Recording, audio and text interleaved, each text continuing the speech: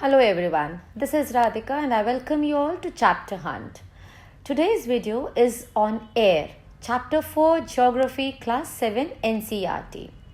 Now you all are familiar that we have three spheres. We read this earlier, lithosphere, hydrosphere and atmosphere that makes life form possible, which is the biosphere. Now in this chapter, we will study about atmosphere or air comprehensively. So let's start. The first question. Now, what is atmosphere? Atmosphere होता क्या है? The blanket of air surrounding the earth is called the atmosphere. It protects us from the harmful rays of the sun. It consists of several gases like nitrogen and oxygen occupying the major portion and other gases like carbon dioxide, helium, ozone etc. existing in lesser quantities. Now, हमारी अर्थ के चारों तरफ क्या है? एक layer of atmosphere, मतलब air ने cover करके रखा है पूरी तरह से अर्थ को. इसी को हम क्या कहते हैं? एटमॉस्फेयर. और इसी एटमॉस्फेयर ने लाइफ सपोर्टिंग गैसेस भी होती हैं. ठीक है, ऑक्सीजन, नाइट्रोजन, ये क्या है? ये ज़्यादा क्वांटिटी में है. और कार्बन डाइऑक्साइड, हीलियम, ओजोन ये लेस क्वांटिटी में है. ठीक है, एंड ओजोन लेयर आपने ये पढ़ा हुआ है कि ओजोन लेयर क्या करती है? It protects us from the direct rays of the sun. Now, how do all living beings depend on the atmosphere for their survival? अब हम सब ह्यूमन बींग्स को एटमॉस्फेयर क्यों चाहिए सर्वाइवल के लिए, मतलब जीने के लिए? Understand the question and then will be very easy for you to answer. All living beings depend on the atmosphere for their survival. हम सब living beings एटमॉस्फेयर पे डिपेंड करते हैं अपनी लाइफ एग्जिस्ट करने के लिए. Atmosphere provides them the air they breathe. It protects them from the harmful effects of the sun rays.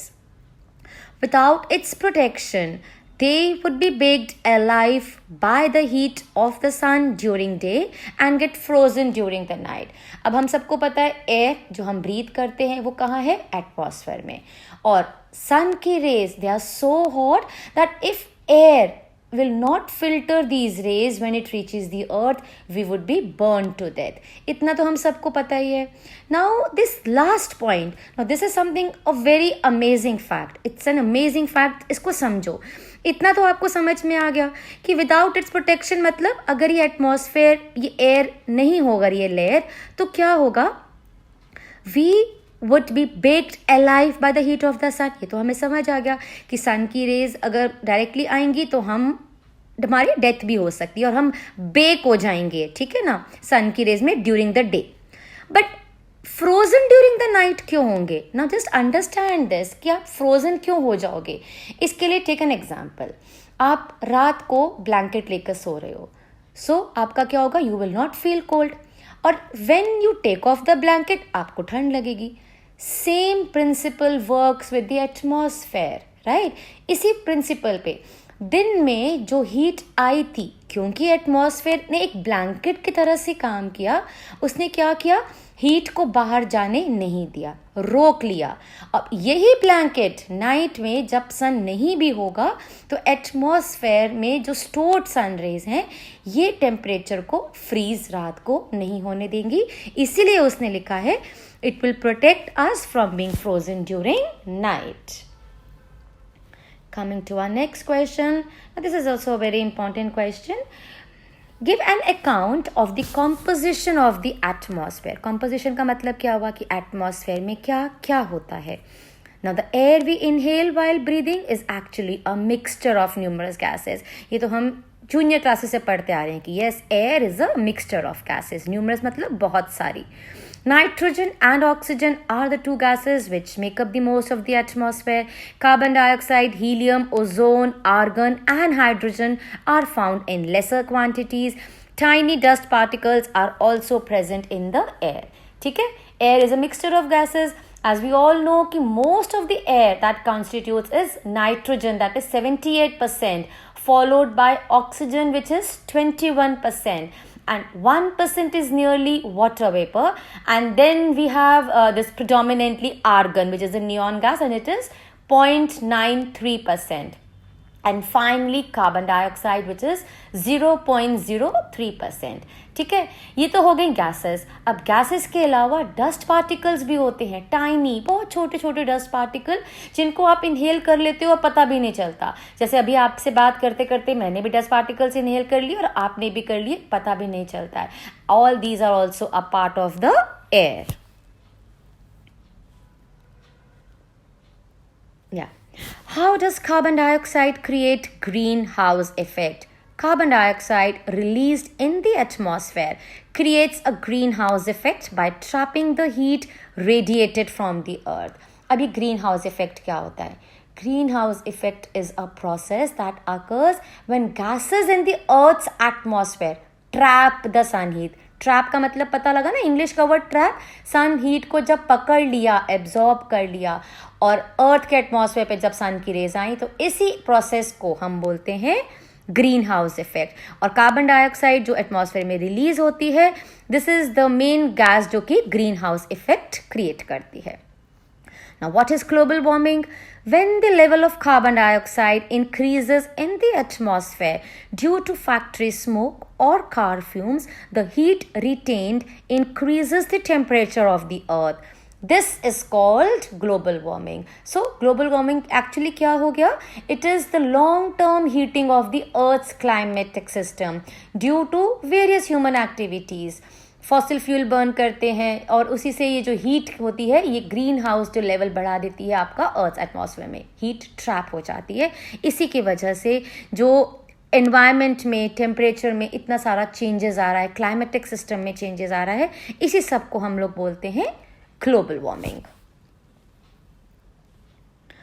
Why is greenhouse effect important? Now, carbon dioxide released in the atmosphere creates a greenhouse effect by trapping the heat radiated from the earth. ये पढ़ा हमने. It is therefore called a greenhouse gas, and without it, earth would have been too cold to live in.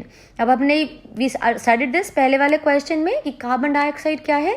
A key greenhouse gas that drives global climatic change and it continues to rise every month. और क्या होता है? क्योंकि ये बढ़ रही है, carbon dioxide gas जो है ये एटमॉस्फेयर में बढ़ रहा है, इसकी वजह से क्या होता है? This process makes earth much warmer than it would be without an atmosphere. Now the greenhouse effect जो है, it is one of the things that makes earth a comfortable place to live, right? इसी की वजह से otherwise हमारे लिए यहाँ रहना इतनी ठंड में डिफिकल्ट हो जाता.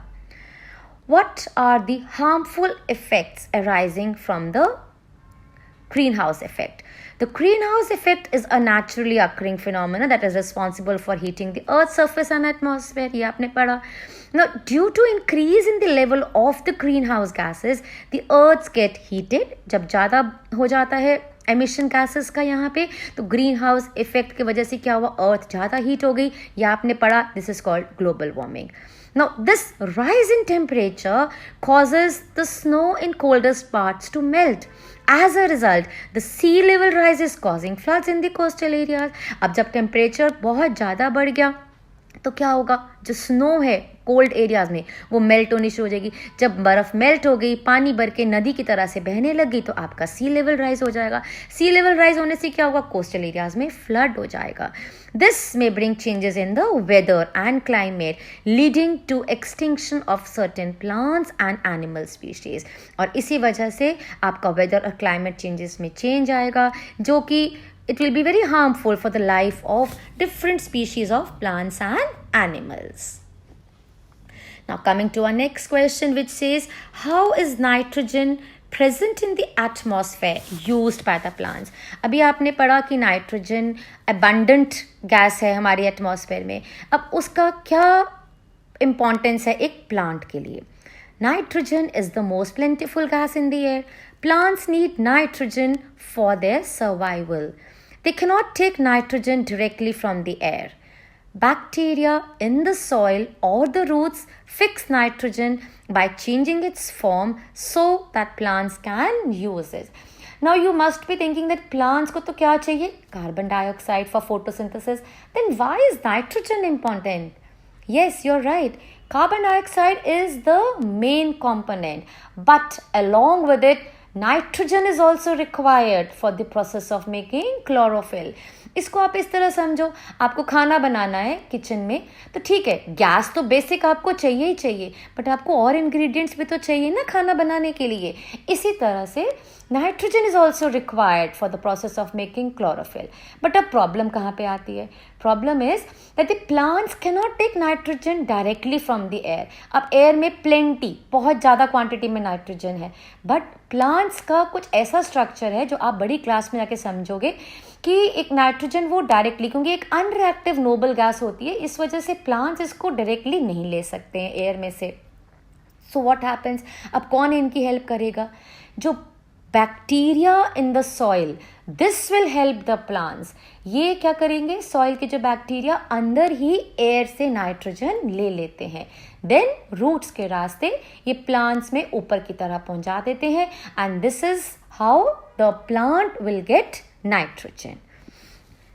Now the next question says, which is the second most plentiful gas in the atmosphere? चलो, नाइट्रोजन के बारे में आपने पढ़ा कि नाइट्रोजन सबसे ज़्यादा होती है प्लेंटिफुल. उसके बाद कौन सी आती है? Oxygen is the second most plentiful gas in the atmosphere. Humans and animals use it for breathing. हम ब्रीदिंग के लिए यूज करते हैं, humans and animals. Green plants produce oxygen through photosynthesis and this oxygen balance is maintained in air. This gets disturbed if we cut trees. Now oxygen photosynthesis के process में plants के through हमें मिलता है.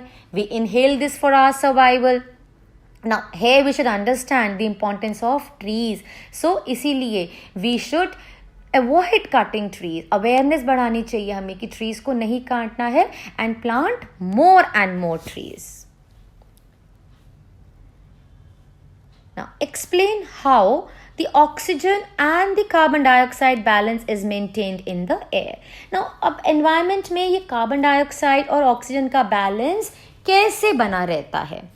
Green plants use carbon dioxide to make their food, and during this process release oxygen. Humans and animals release carbon dioxide and take oxygen from air. The amount of carbon dioxide released by them is equal to the amount used by plants to make their food. Hence, a balance is maintained.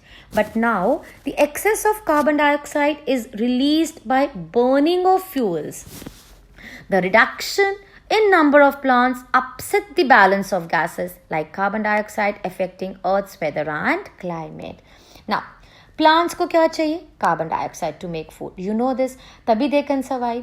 So, don't think that जितना भी we exhale carbon dioxide, it is not important कि हम carbon dioxide आप Excel कर रहे हो, तो आपको ये नहीं समझना चाहिए कि ठीक है कार्बन डाइऑक्साइड हम एक्सेल कर रहे हैं तो कार्बन डाइऑक्साइड एक इंपॉर्टेंट गैस नहीं है.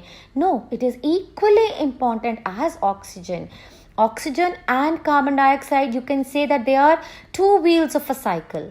एक परफेक्ट बैलेंस बना हुआ है एटमॉस्फेयर में.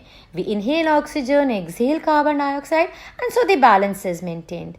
बट ऐसा एक्चुअली में है भी नहीं. अब ये डिस्टर्ब क्यों हुआ? वाई? बिकॉज इंडस्ट्रीज हमने इतनी लगा दी, डिफॉरेस्टेशन कर रहे हैं, बर्निंग ऑफ फॉसिल फ्यूल्स है, इन सब ने क्या कर दिया? कार्बन डाइऑक्साइड एटमॉस्फेयर में बढ़ा दिया. मतलब हम भी एक्सेल कर रहे हैं कार्बन डाइऑक्साइड, और ये इतनी सारी ह्यूमन एक्टिविटीज़, ये सारे फैक्टर्स क्या कर रहे हैं? कार्बन डाइऑक्साइड को बढ़ा देते हैं. As a result this increases the earth temperature and this is creating many problems. Now, give an account of different layers of the atmosphere. And this is a very important question for your examination point of view from this chapter. Our atmosphere has 5 different layers. अब atmosphere में क्या है? 5 layers हैं. आप अपने NCERT का book में देखना, डायग्राम बना हुआ है पेज 22 पे, जिसमें you will get different layers of atmosphere. Now, इनके नाम पहले तो मैं आपको बताती हूँ, फिर एक एक करके हम इसको समझेंगे. Now, हमारे एटमॉस्फेयर में क्या है? 5 स्फेयर मिल जाएंगे आपको, ठीक है. सबसे पहला वाला आपका आया ट्रोपोस्फेयर. ट्रोपोस्फेयर के बाद स्ट्रेटोस्फेयर. स्ट्रेटोस्फेयर के बाद आपका होता है mesosphere, thermosphere and then exosphere. अब आपका जो डायग्राम बना हुआ है एनसीईआरटी में, उसमें आप एक वर्ड देखोगे जहाँ पे लिखा होगा ट्रोपोपॉज अब वो सब क्या है? इन लेयर्स के बीच में डिवीजन किया गया है इसी बेसिस पर, और हम जब ट्रोपोस्फेयर से स्ट्रेटोस्फेयर में एंटर करते हैं उस बाउंड्री को एक नाम दिया गया है। अब उस बाउंड्री को नाम देने का तरीका देखो, बहुत सिंपल है, यू कैन लर्न इट। जैसे कि जो नीचे वाली लेयर है उसके नाम से बाउंड्री का नाम दिया जाता है। Say for example, see in your book the diagram, troposphere and stratosphere के बीच की जो बाउंड्री होगी, जो लेयर है, उसका नाम होगा ट्रोपोपॉज। अब ट्रोपो कहाँ से आया? मैंने आपको क्या बोला, नाम जो बाउंड्री का है वो कैसे दिया गया है? नीचे वाली लेयर से। तो ट्रोपो आपने वहां से लिया एंड यू ऐड पॉज, तो बन गया ट्रोपोपॉज। ये क्या हो गया आपका? ट्रोपोस्फेयर एंड स्ट्रेटोस्फेयर की जो बाउंड्री, जहां पे ट्रोपोस्फेयर खत्म हो जाएगा, उसको आप बोलोगे ट्रोपोस्फेयर। सिमिलरली अब आपका आ गया स्ट्रेटोस्फेयर। अब स्ट्रेटोस्फेयर एंड मीजोस्फेयर, इसको भी ऐसे ही नेम करोगे। नीचे की लेयर कौन सी है? स्ट्रेटोस्फेयर। इसका ले लो स्ट्रैटो एंड ऐड करो पॉज, तो क्या नाम बन गया इसकी बाउंड्री का? स्ट्रैटोपॉज। इसी तरह से मीजोस्फेयर एंड थर्मोस्फेयर, इसकी बाउंड्री का नाम, यस, मीजोपॉज। मतलब मीजोस्फेयर का आपने लिया मीजो, फिर आपने पॉज ऐड कर दिया, ये बन गया मीजोपॉज। इसका मतलब जहां पे मीजोस्फेयर खत्म होगा वो बाउंड्री कौन सी हो गई? Mesopause. This is extra actually information, I am just giving it to you, क्योंकि आप डायग्राम देखोगे आपको समझ में नहीं आएगा कि ये क्या चीज है। Now starting our answer, first layer troposphere के बारे में पढ़ते हैं। Troposphere, this is the densest and most important layer of the atmosphere. Its average height is 13 kilometers. The air we breathe exists here. All the weather phenomena like winds, rainfall, fog, hailstorm, etc. occur in this layer. Troposphere क्या है? सबसे important layer है, यहाँ पे हम रहते हैं, जहाँ पे एयर है, सबसे इंपॉर्टेंट है। और डेंस, डेंस का मतलब है ये बहुत डेंस है क्योंकि यहाँ पे बहुत सारी गैसेस हैं, ठीक है। और अर्थ की सबसे जो नियरेस्ट लेयर है वो हो गई हमारी ट्रोपोस्फेयर। इसने जो हमारी अर्थ को पूरी तरह से कवर कर रखा है। एवरेज हाइट आप इसकी याद करो कितनी है? 13 किलोमीटर। और जो भी वेदर रिलेटेड फिनोमेना, मतलब बारिश हो रही है, क्लाउड्स हैं, हेलस्टॉर्म क्या होता है? ओले गिर रहे हैं, फॉग है, ये सब कहाँ परफॉर्म होता है? इस लेयर में, जिसका नाम है ट्रोपोस्फेयर। तो हर एक लेयर का ना एक आपको अलग से एक डिस्टिंक्ट फीचर मिलेगा। सो जस्ट आपको वो समझना है, बिकॉज इसमें छोटे क्वेश्चन, स्मॉल एमसीक्यू आपको नाम करने का, क्योंकि हर कैरेक्टरिस्टिक आपका एक लेयर का एक स्पेसिफिक आएगा, उसको आप जरूर ध्यान से समझो।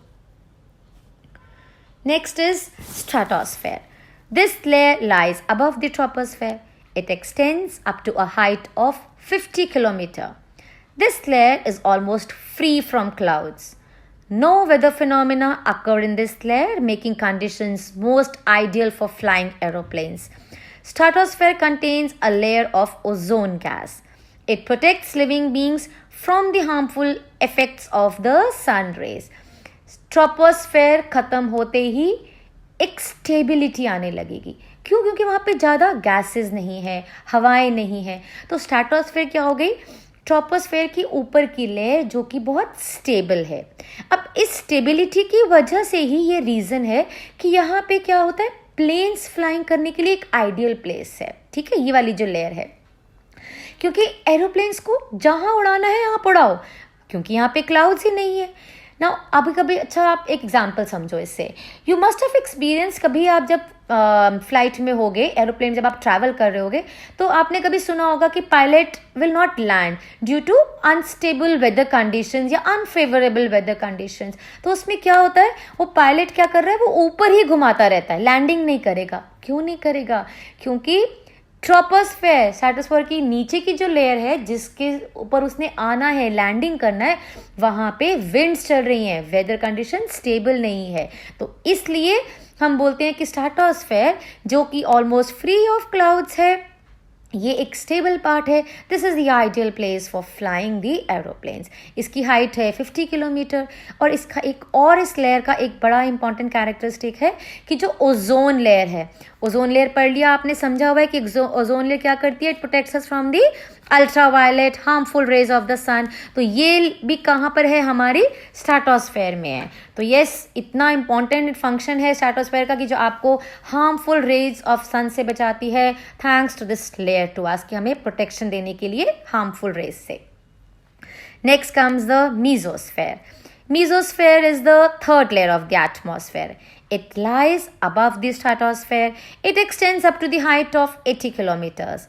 Meteorites burn up in this layer on entering from the space. ठीक है, ये इसका मेन कैरेक्टरिस्टिक है इस स्फेयर का. मीजोस्फेयर क्या हो गई, अभी आपको पता है, ये तो थर्ड लेयर हो गया. इसका थर्ड लेयर का नाम क्या है, मीजोस्फेयर. किसके ऊपर है ये, it lies above the stratosphere. इस तरह पॉइंट्स में लिखने से ना आपको याद भी जल्दी हो जाता है एंड यू कैन कोरिलेट. समझ के करोगे याद, आपको आंसर लंबा है but it is very easy क्योंकि आपने अंडरस्टैंड करा है. Make pointers and you will be able to answer this easily, right. अब क्या है इसका क्या हाइट है, इसका हाइट है 50 से लेकर 80 किलोमीटर तक. अब मीटियोराइट्स आपको पता है, जो ऊपर से स्पेस से आपको लगता है कि जो मीटियोराइट्स एस्टेरॉइड्स कभी आपने सुना है स्पेस से आ रहे हैं, अर्थ में एंटर हो गए हैं, ये इस लेयर में आके बर्न हो जाते हैं due to friction in this layer. कभी आपने देखा होगा ना टूटता हुआ तारा, ये उसी का ही एक एग्जाम्पल समझो आप इसमें. Next is thermosphere. Now it lies above the mesosphere. In the thermosphere, temperature rises very rapidly with increasing height. Ionosphere is a part of this layer. It extends between 80 and 400 kilometers. This layer helps in radio transmission. Radio waves from the earth are reflected back to the earth by this layer. अब ये इस sphere का एक important characteristic feature है. Thermosphere में क्या होता है, थर्मोस्फेयर आप 2 पॉइंट्स आपको समझ में आ जाते हैं कि ये मीजोस्फेयर के नीचे की लेयर है. थर्मोस्फेयर में, थर्मो नाम से समझ में आ रहा है, थर्मोस्फेयर में टेम्परेचर धीरे धीरे इंक्रीज होने लगता है, बढ़ने लगता है. ठीक है, एज एज रैपिडली जैसे हाइट बढ़ रही है, यहाँ पे इसका टेम्परेचर धीरे धीरे इंक्रीज होने लगता है. ना एक और इसका मेन पार्ट क्या है, आयोनोस्फेयर. आयोनोस्फेयर भी एक सब लेयर है, ये इसी लेयर का पार्ट होता है. नाउ समझो इसको कि इसमें है क्या, आयोनोस्फेयर. आयोनोस्फेयर में क्या होता है, due to the sun rays the particles in the ionosphere ये चार्ज अप हो जाते हैं. अब उसके बाद होता क्या है कि ये जो आयन्स हैं इस आयोनोस्फेयर में, ये जो आयन्स हैं ये क्या कर रहे हैं, सनलाइट को एब्जॉर्ब कर लेते हैं. अब इन आयन्स ने सनलाइट को एब्जॉर्ब कर लिया, इनमें क्या हो गया, एनर्जी आ गई. अब एनर्जी जब आ जाती है तो हमारा लेजीपन खत्म हो जाता है, हम इधर उधर तो हम आराम से बैठेंगे नहीं, हम क्या करते हैं, इधर उधर घूमते ही रहते हैं. सेम आयोनोस्फेयर में भी होता है. अब ये चार्ज अप हो गए आयन्स, ये पूरे स्फेयर में इधर उधर घूमते रहते हैं और इसीलिए ये किस चीज़ में हेल्प करते हैं, to send the radio signals हमारे अर्थ के ऊपर. जो आपका रेडियो जो which works on the frequency, ये इसी लेयर में होता है, इसी लेयर की वजह से होता है. Coming to our next layer, that is this exosphere. The uppermost layer of the atmosphere is known as exosphere. Exhaust है, समझ लो एक्सटर्नल, बिल्कुल बाहर की, ऊपर की. जिसने समझ लो स्पेस से ही फ्रेंडशिप कर ली, वो तो लेयर हो गई हमारी exosphere. Now this layer has very thin air. Light gases like helium and hydrogen float into the space from here. सबसे बाहर की जो लेयर हो गई वो हो गई हमारी एग्जॉस्फेयर, ये स्पेस के पास हो गई. इस लेयर में भी बहुत ज़्यादा एयर नहीं है, तो इसलिए ये इस जो लेयर है इसमें भी बड़ी स्टेबिलिटी होती है. और लाइट गैसेस मतलब हल्की गैसेस जो कि हीलियम एंड हाइड्रोजन, ये वाली गैसेस जो स्टार बनाती हैं, ये इस लेयर में आपको मिलती हैं. Now this was all about the structure of the atmosphere. Now this brings us to an end of this session. I hope you must have understood all the topics covered. If any doubts, feel free to ask in the comment section. Please like and subscribe to Chapter Hunt. Stay connected for more videos. Keep learning to score good marks. I'll see you soon. Till then, take care. Bye-bye.